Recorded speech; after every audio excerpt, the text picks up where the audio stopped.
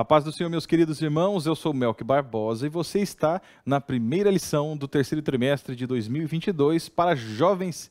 E é muito bom receber você aqui no canal da IADIO TV. Nós temos um trimestre inteiro pela frente para falar a respeito do tema Imitadores de Cristo. Você é um imitador de Cristo? O que você tem feito para imitar a Jesus Cristo? Qual o ensinamento que você recebeu dele, que você está replicando isso através do seu testemunho de vida? Bom, nós vamos ver tudo isso neste trimestre.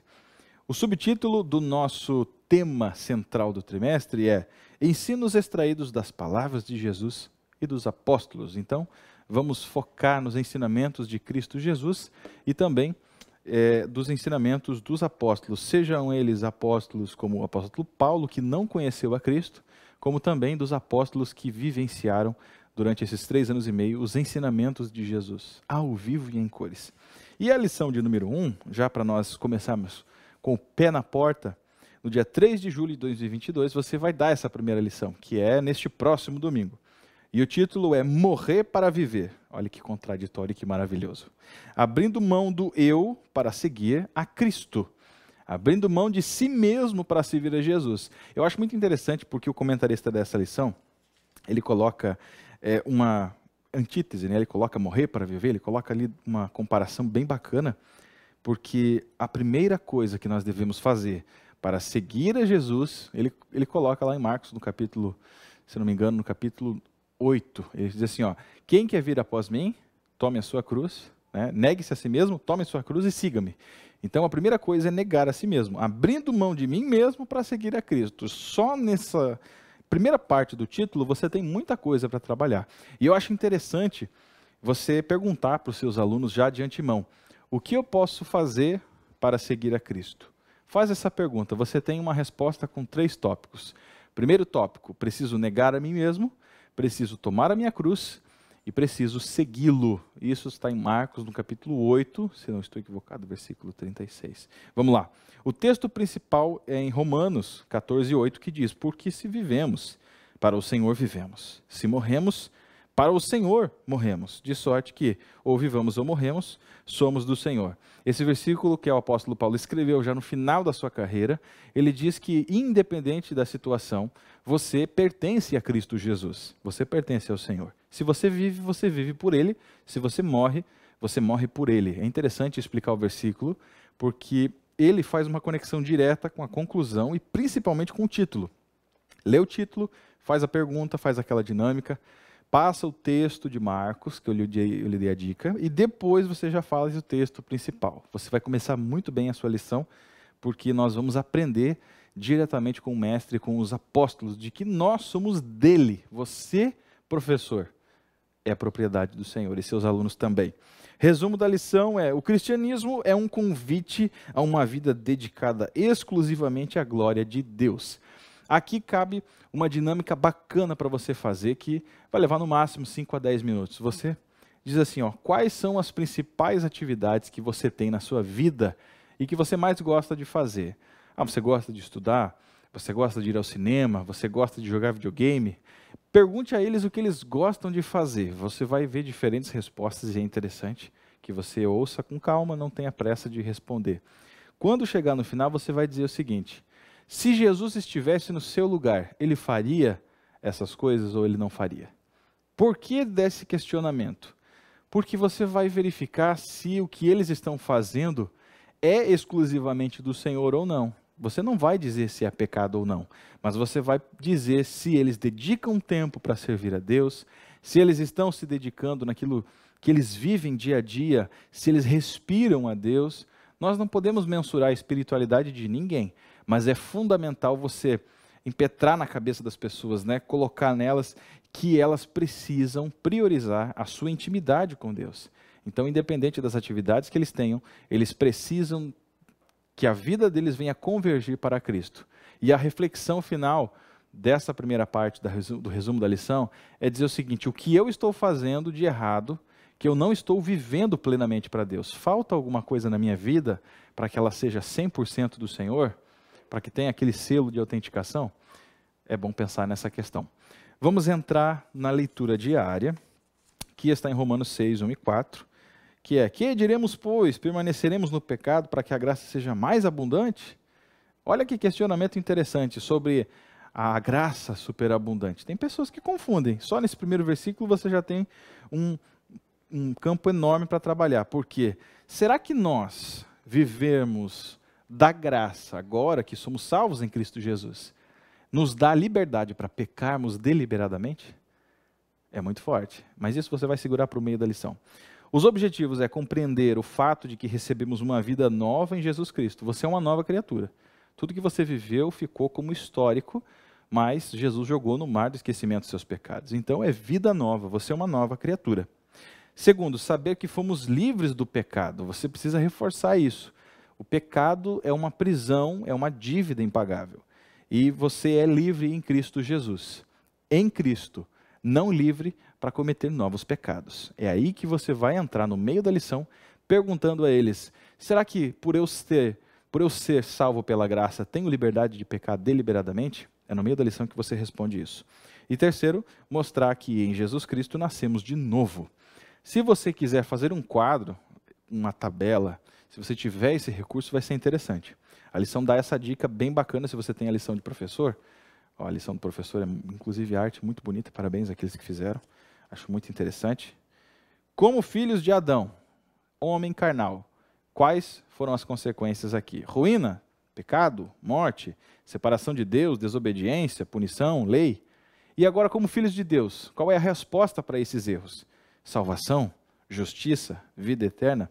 Você vai pegar esse quadrinho aqui, ó, e você vai replicar no quadro. Beleza? Se não quiser colocar todos os quesitos, não tem problema, mas escolha aí uns 3, 4 e vai ser bem bacana. Ok? Primeiro tópico, a vida nova que recebemos. Os 3 subtópicos falam muito sobre a questão do discipulado e evangelismo, que é o quê? A graça que nos faz mudar de vida. Você vai falar sobre salvação. É interessante até fazer algumas perguntas de como que foi o processo de conversão das pessoas que estão ali. Talvez alguns alunos, eles já tenham nascido no lar cristão, talvez a maioria já tenha nascido, mas tenho certeza que alguns deles aceitaram a Jesus nesse processo. E aí é interessante até você perguntar para 1 ou 2 como que foi esse testemunho. Repare que nesse trimestre nós estamos muito interativos. Eu acho interessante você buscar sempre ter uma interação legal com os alunos, sempre mantendo o domínio da palavra. Ou seja, você vai abrir uma discussão, mas você vai fechar também essa discussão. Porque, na maioria das vezes, o que acontece é que as pessoas abrem uma discussão que não tem fim. Chega em um debate que não resolve nenhuma questão que foi colocada na lição. E você precisa ter o domínio da sua aula. Então, começa com a dinâmica para você prender a atenção deles, para fazer um quebra-gelo. E durante os tópicos, você sempre vai trazendo para a realidade deles. Um segredo muito bom, que é didático, é você sempre trazer exemplos. Então, conte um testemunho seu, como que foi a sua conversão. Isso vai facilitar muito para eles entenderem a graça que nos faz mudar de vida. Como que era a sua vida antes de Jesus. Beleza? O segundo subtópico, o batismo como imagem pública da nossa decisão interior. Nada mais é do que o sepultamento do velho homem e o nascer dessa nova criatura que nós citamos. Então, você é uma nova criatura a partir do momento que você aceita Jesus, e o batismo nada mais é do que a apresentação pública dessa decisão. E o terceiro é nossa associação com Jesus de Nazaré deve ser significativa. Eu vou ler, porque ele é bem curtinho, eu acho bem interessante. Ó. Vivemos em uma sociedade onde muitas pessoas são egoístas. Não podemos generalizar, mas na atualidade há muitos interessados nas riquezas associadas ao Cristo, mas poucos dispostos a irem a todos os limites por amor ao Salvador. Algumas pessoas fazem por interesse, outras fazem por amor. E tudo que você fizer por Cristo, que não seja por interesse. E um ponto importante é: o Evangelho liberta as pessoas da escravidão do pecado. Feito isso, você precisa concluir esse primeiro objetivo, que é compreender o fato de recebermos uma vida nova em Jesus Cristo. Vida nova, tudo novo. Segundo tópico, vamos lá. Livres do pecado, escravos de Cristo. Interessante isso, você se liberta de algo que te escraviza e se prende a um novo Senhor. Isso mostra que o ser humano tem a necessidade de servir. Ou ele vai servir a sua concupiscência, ou ele vai servir a Cristo. E o que é melhor? Na sua opinião, professor, o que é melhor? Ser escravo dos seus desejos ou ser escravo de Cristo? Vamos entender melhor isso. Primeiro, vivendo com vivendo como livres e não como escravos do pecado. Tem um tópico bem extenso, interessante você passar alguém para ler, para não ser um monólogo. E a imagem que Paulo utiliza para tratar a respeito do nosso estado em Cristo deriva da prática da libertação de escravos no mundo romano.